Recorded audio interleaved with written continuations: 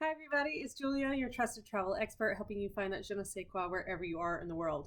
And obviously, right now, and for the short term foreseeable future, we can't go anywhere, which is really kind of depressing me and awful. But luckily, I have brought home on all of my travels a lot of souvenirs that kind of bring a smile to my face and make me remember where I have been and make me think about those trips. And I hope that you have a bunch of those for yourself at home. But just for the future, I want to talk about some of the things that I like to grab and bring home, and just to kind of, I don't know, help spark your imagination if you're not a big shopper, or I don't know, you always end up coming home with way too much in your suitcase or something like that. So I have transitioned. So when I started traveling, I lived in a little tiny apartment and really didn't have room for anything or any like no wall space or anything like that. I do buy a lot of travel art.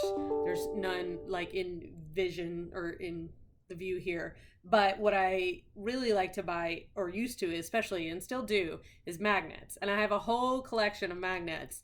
But I am picky about my magnets. I don't buy the cheesy plastic. You were here, with the name of the place on it. Like, I don't know why. I'm a snob. It's fine. I'll admit that. I buy magnets kind of like this, where nobody would know where this was from. And frankly, this may have been made in China. I don't know.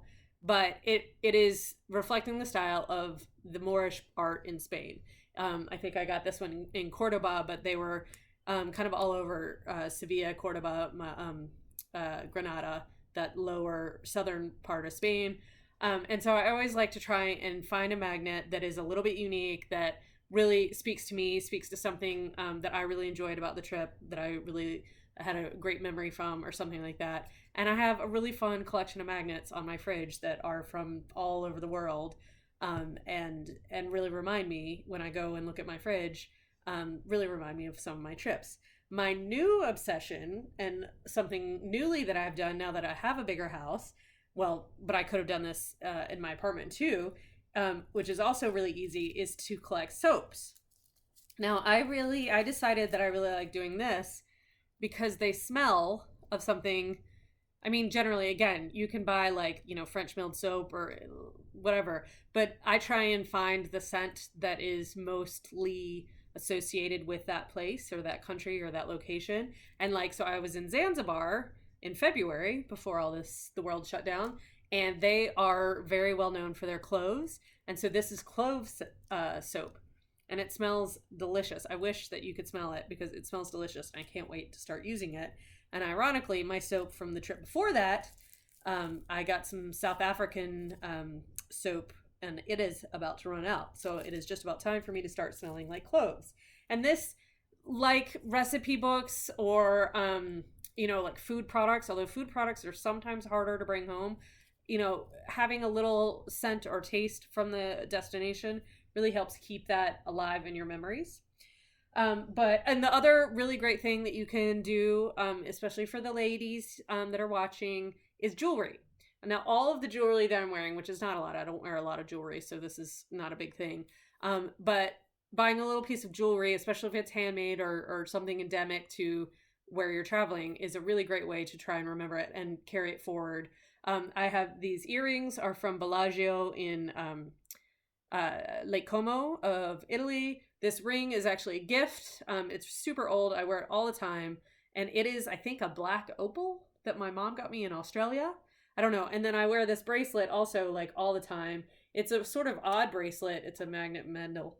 And it's from the Dordogne region in France. And it's my favorite. I don't know what I have on my wrist. But anyway, this is like my favorite black bracelet that I wear all the time. The other thing that is very common and people buy a lot abroad because A, you might need it, and B, they're easy to find, are scarves. This is a scarf I got from some villagers in a small little, weird indigenous village in the hillside of northern Thailand. And I really like this one in particular because it goes with everything. It's cream, but it's lightweight, as you can see, but it's super warm. And so, I don't know. So scarves are a great thing. I have kind of too many scarves, so I've sort of stopped buying them. But that's a great souvenir to bring home. Now, once I moved into my house and I have a little bit more room, I kind of still don't have room for art because I've bought so much art along the way that, again, my walls are full. But I have started buying some home goods, and soft home goods actually are easy to bring home. Like, for example, these pillowcases.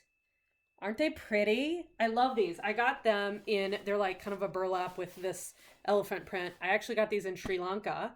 Sri Lanka has a huge elephant population on the island, which is crazy. And it was just the fabric outer.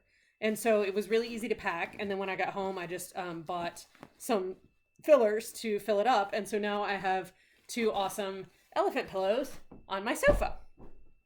But my most favorite souvenir that I've probably ever gotten was from Ireland. And that is my beloved throw that is wool. And it is from Avoca, which is a really great wool. I don't know where the sign is. But Avoca is a really great, here it is. This is the brand, in case you were curious. Avoca is a really cool wool store, a really nice wool store in Ireland, across Ireland. They only have a handful of shops. Obviously in Dublin. I got this at Malahide Castle outside of Dublin, but they have a few more in other kind of touristy areas. But I love it. It's made in Ireland, and they say weaving a hug. Down here in the Valley of Avoca, days tend to be cooler and nights that extra bit nippy. For centuries, woolens woven in the Avoca mill have been keeping us and fans worldwide toasty. Still family owned and very design driven. Our mission is to mainly have fun with color, texture, and each other. So it's a local company, it's a local product, and they have all kinds of patterns and everything you can want. And this one matches my room and matches my house, and I just love it.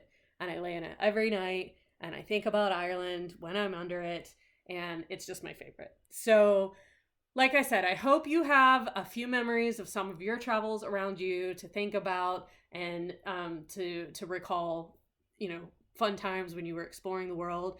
But in the future, when we get to travel again, I hope you take some of these considerations or some of these ideas into consideration for your souvenir shopping, because, it's always well and good to buy a shot glass. Some people I know love little collectibles like snow globes. I mean, I do love my magnets, and they are silly little, collectibles. But, there are also things that, serve 2 purposes that are useful and can really help you remember where you went. So that's it for this week. I hope you are doing well in quarantine.